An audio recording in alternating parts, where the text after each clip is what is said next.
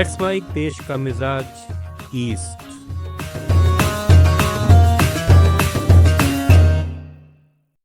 ये है let's mic modern radio और आप सुन रहे हैं पूर्वी भारत की खबरें। तृणमूल कांग्रेस ने पश्चिमी बंगाल विधानसभा में पल्लीगंज विधायक शोभनदेव चट्टोपाध्याय को विपक्ष का नेता नियुक्त किया है। हाल ही में हुए चुनाव में पार्टी की हार के बाद यह कदम उठाया गया है। एक बयान में टीएमसी ने ननेखाली विधायक असीमा पात्रा और चौरंगी विधायक नैना बंदोपाध्याय को विपक्ष का उपनेता नामित किया। कोलकाता पोर्ट विधायक फिरहाद हकीम को मुख्य सचेतक नियुक्त किया गया है। हकीम कोलकाता नगर निगम के महापौर भी हैं। पार्टी ने कहा है कि नवनियुक्त नेता बंगाल की जनता के हित में प्रतिबद्धता के साथ काम करेंगे। इस बीच मुर्शिदाबाद कांग्रेस नेता अधीर रंजन चौधरी ने कहा है कि ममता बनर्जी के जमाने में बंगाल पर जितने अत्याचार हुए उसका नतीजा उन्हें भुगतना ही पड़ेगा। कांग्रेस पार्टी को बंगाल में तबाह करने की सबसे ज्यादा कोशिश ममता बनर्जी ने की। अब वे खुद सजा भुगत रही हैं। चौधरी ने कहा है कि ममता को अगर बचना है तो राहुल गांधी को इंडिया गठबंधन का नेता मानते हुए दरख्वास्त करें, उसके बाद सोचा जाएगा।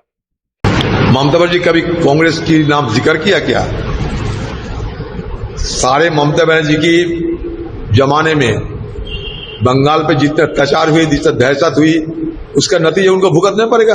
बिहार में नवगठित एनडीए सरकार द्वारा पटना के संजय गांधी वनस्पति उद्यान का नाम बदलने के कुछ दिनों बाद बख्तियारपुर नगर परिषद ने मुख्यमंत्री सम्राट चौधरी को एक प्रस्ताव सौंपकर शहर का नाम बदलकर मगध द्वार करने का अनुरोध किया है। बख्तियारपुर नगर परिषद का तर्क है कि वर्तमान नाम आक्रमणकारी बख्तियार खिलजी का सम्मान करता है। हालांकि पूर्व मुख्यमंत्री नीतीश कुमार के कार्यकाल में भी इसी तरह की मांग की गई थी, लेकिन इसे लागू नहीं किया जा सका। नीतीश कुमार का निवास बख्तियारपुर में ही है, यह उनका जन्म स्थान भी है। बिहार के मुजफ्फरपुर में सोशल मीडिया पोस्ट को लेकर विवाद बढ़ गया है। शहर के विधायक रंजन कुमार ने तो युवकों पर फेसबुक के जरिए आपत्तिजनक और भ्रामक पोस्ट करने का आरोप लगाते हुए अलग अलग थानों में प्राथमिकी दर्ज कराई है। विधायक का कहना है कि जब वो समर्थकों के साथ समझाने गए तो आरोपियों ने AK-47 से जान से मारने की धमकी दी। विधायक ने पुलिस को दिए पत्र में आरोप लगाया है कि कन्हौली निवासी मुकुंद कुमार फेसबुक के जरिए लगातार उनके और विधानसभा क्षेत्र 94 की छवि खराब करने वाली पोस्ट कर रहा था। विधायक के अनुसार बीती रात भी उसकी तस्वीर लगाकर चरित्र हनन करने की कोशिश की गई। विधायक ने एक अन्य रिपोर्ट में पताही जगन्नाथ निवासी ठाकुर दिव्य प्रकाश पर फेसबुक के माध्यम से लगातार आपत्तिजनक और भ्रामक पोस्ट करने का आरोप लगाया है। छत्तीसगढ़ के स्वामी विवेकानंद तकनीकी विश्वविद्यालय द्वारा संचालित जांजगीर चांपा के 4 महाविद्यालयों में डी फार्मेसी के दूसरे सेमेस्टर की परीक्षा में संगठित और हाईटेक नकल का मामला सामने आया है। विश्वविद्यालय के उड़न दस्ते की टीमों ने जब जांजगीर चांपा जिले के 4 परीक्षा केंद्रों पर दबिश दी तो वहां का नजारा देखकर अधिकारी दंग रह गए। वहां परीक्षा शुरू होने के 30 मिनट पहले ही प्रश्न पत्र और उनके हल व्हाट्सएप पर वायरल हो चुके थे। इसमें आर्टिफिशियल इंटेलिजेंस इस्तेमाल हुआ। करीब 500 छात्र इस धांधली में शामिल पाए गए।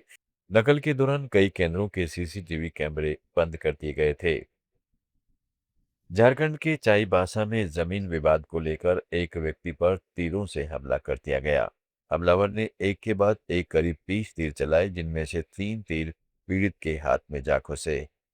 घायल व्यक्ति किसी तरह जान बचाकर सड़क पर पहुंचा, उसे अस्पताल में भर्ती कराया गया।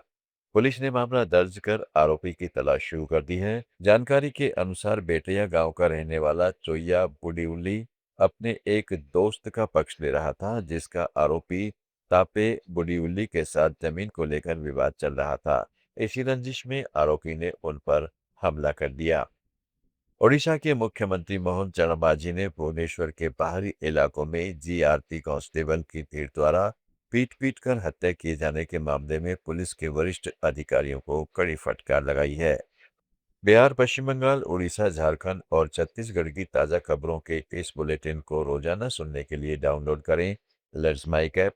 जुड़े रहिए लेट्स माइक के साथ। आप सुन रहे थे let's mic more than radio. Follow कीजिए हमें हमारे सोशल मीडिया प्लेटफॉर्म